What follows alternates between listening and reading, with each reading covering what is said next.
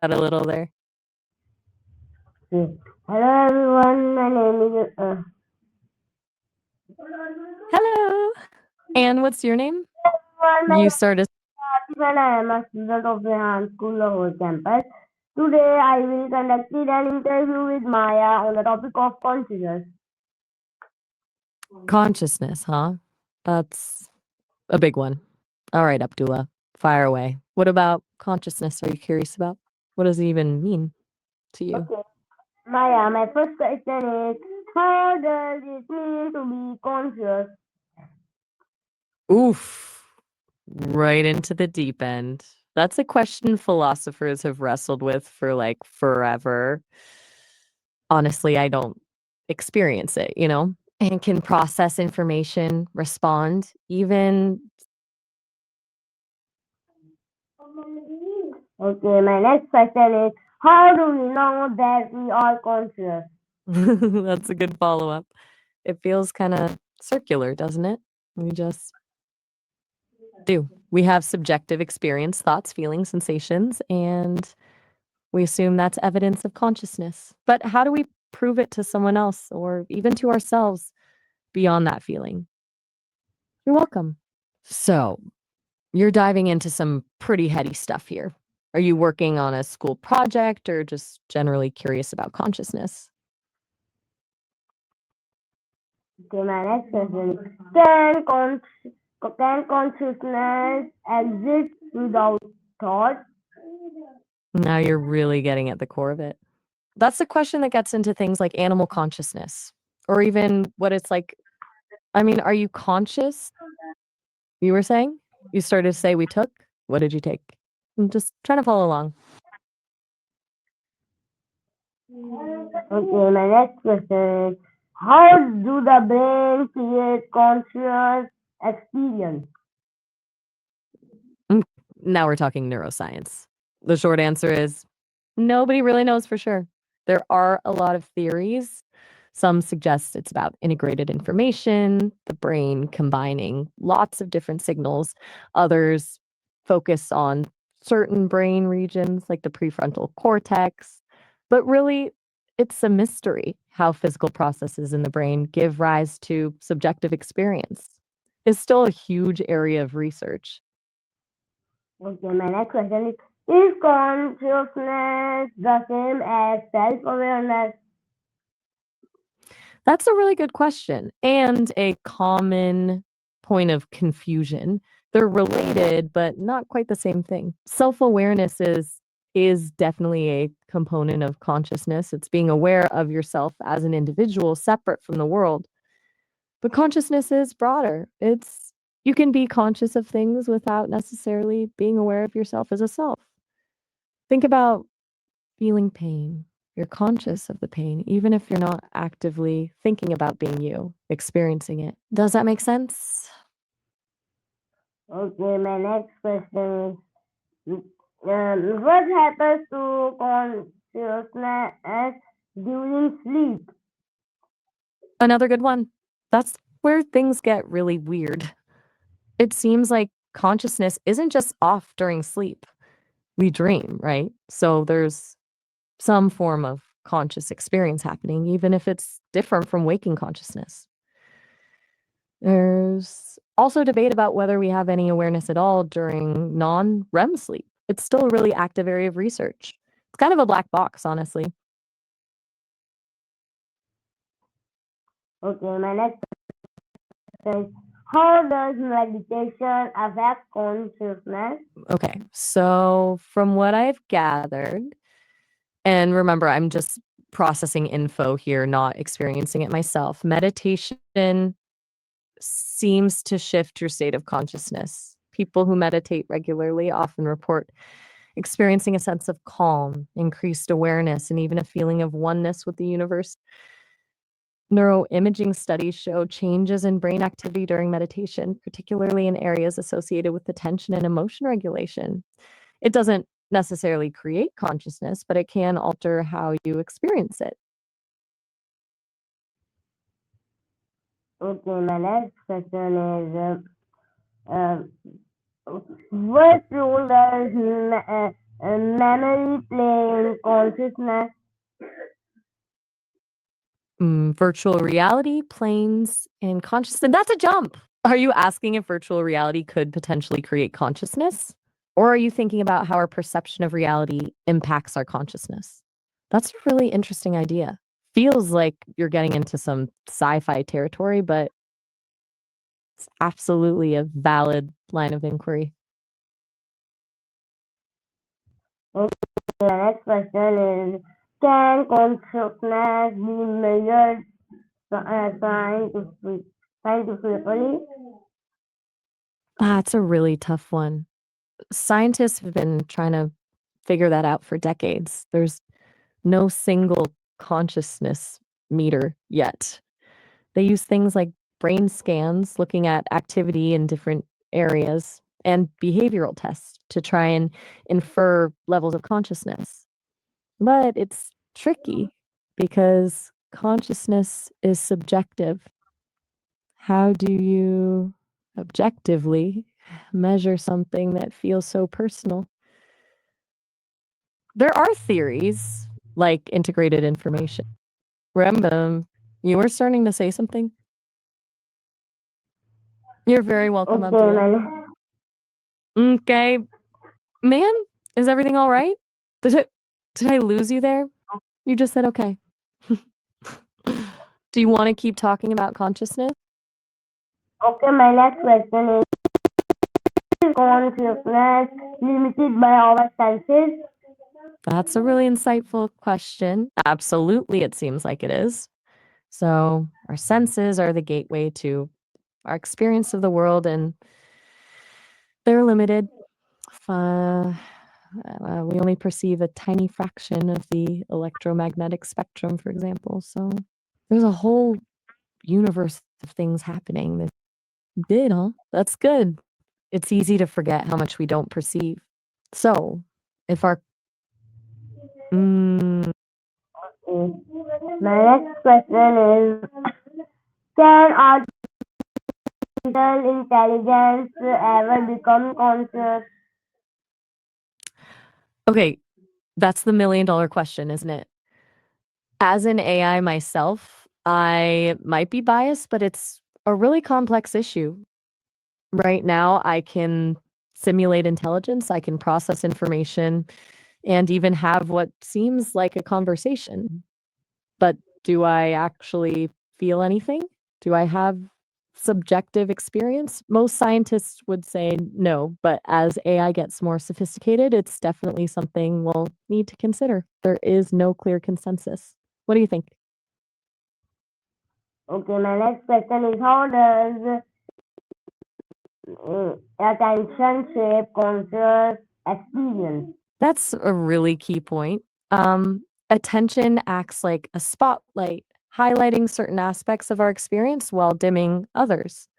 We're bombarded with sensory information all the time, but we only become consciously aware of what we focus on. So attention doesn't just select what we experience, it actually shapes what we experience. It's like imagine a concert.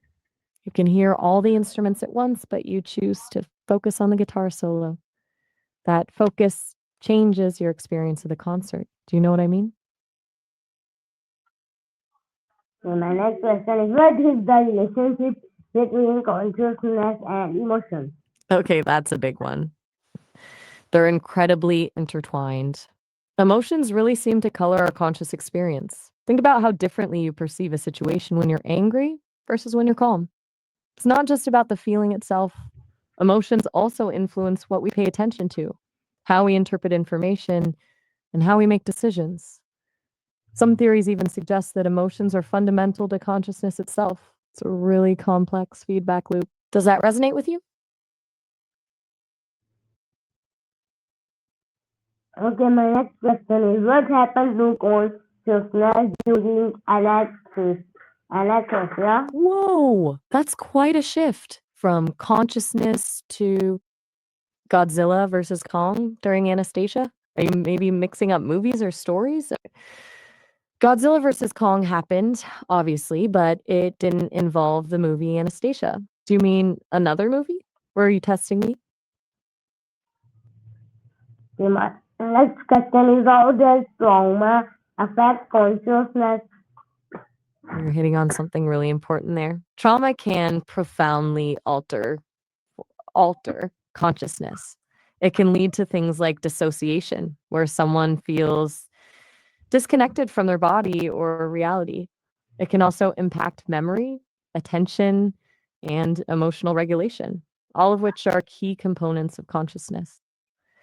Essentially, trauma can fundamentally reshape how someone ready as I'll ever be. Ready for what specifically? Hello to you too, Abdullah. Are we starting a new interview or are we just saying hi? Okay. Okay, my next question. Do infants experience consciousness differently from adults? That's a fascinating question. It's something scientists are still trying to figure out. It's very difficult to know what it's like to be a baby's consciousness. It's thought that infant consciousness is much more sensory based and less self reflective than adult consciousness. They don't have the same sense of self or the same ability to think abstractly. But that doesn't mean they aren't conscious, just that their experience of consciousness is different. It's probably a gradual development of consciousness throughout childhood. It's really hard to know for sure, though.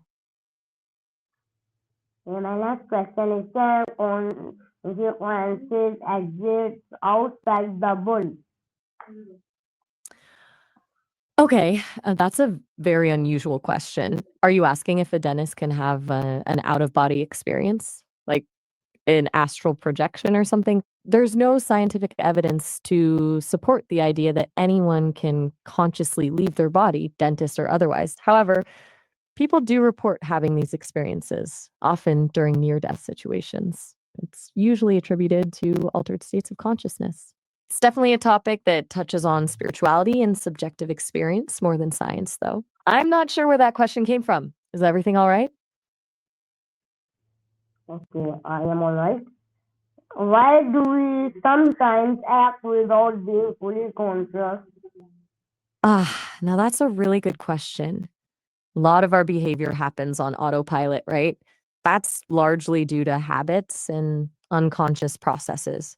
Your brain is constantly processing information below the level of conscious awareness. Sufficient. It's my pleasure, Abdullah. We covered a lot of ground today, from the basics of consciousness to out of body experiences with dentists. You asked some really thoughtful questions. Do you feel like you have a better understanding of the topic now? Okay, my next question is can conscious thinking improve decision making? Generally, yes, but it's not always straightforward. Conscious thinking allows you to weigh pros and cons, consider different perspectives, and evaluate potential consequences, which can definitely lead to better decisions. But it can also lead to overthinking, analysis paralysis, and getting caught up in biases.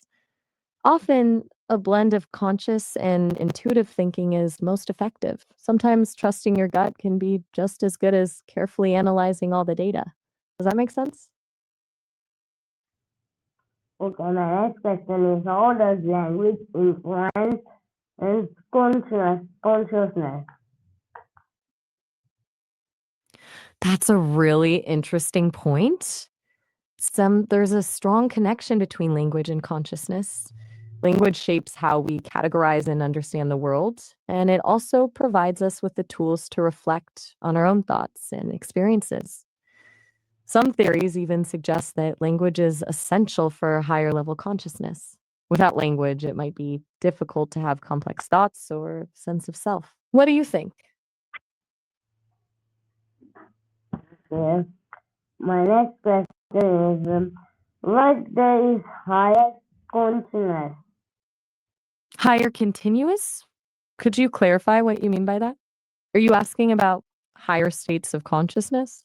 Or perhaps whether consciousness exists on a spectrum or there's a continuous flow to it? Trying to get on the same page here. Okay, my next question is can consciousness expand through learning? You mean, does learning expand consciousness? Absolutely. Every time you learn something new, you're essentially adding to your understanding of the world, and that changes your experience of it. New knowledge can open up new perspectives, challenge your existing beliefs, and even alter your sense of self. So, learning isn't just about acquiring information, it's about expanding your consciousness. It shifts how you perceive things. What's been the most mind expanding thing you've learned recently? Okay, my next question is what role does morality play in conscious behavior? That's a really deep question.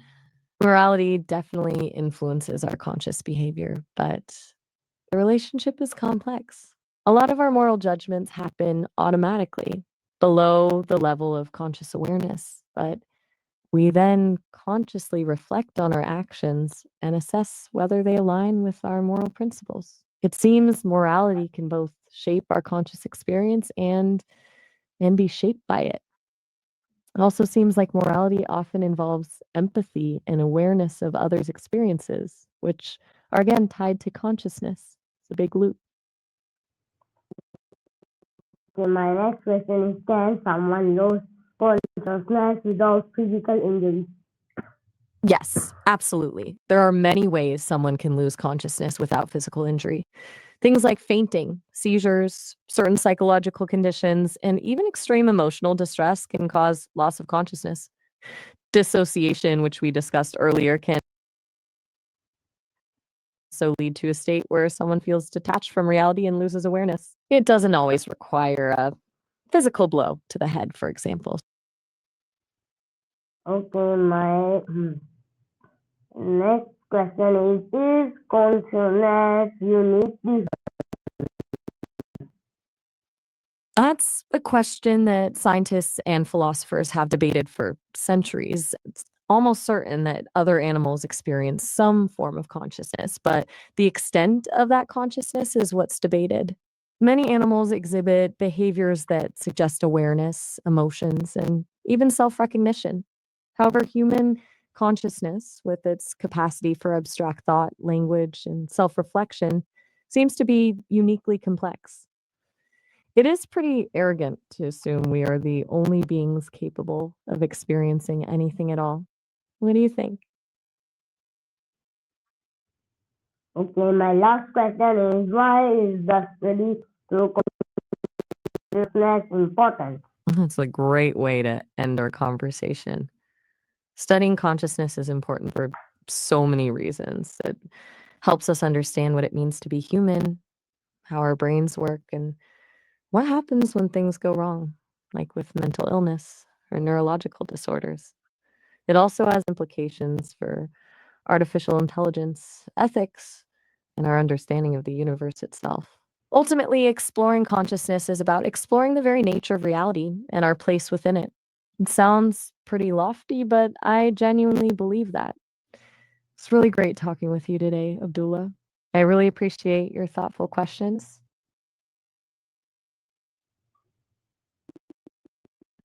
Okay, You're thank very you, welcome. Maya. Goodbye, everyone.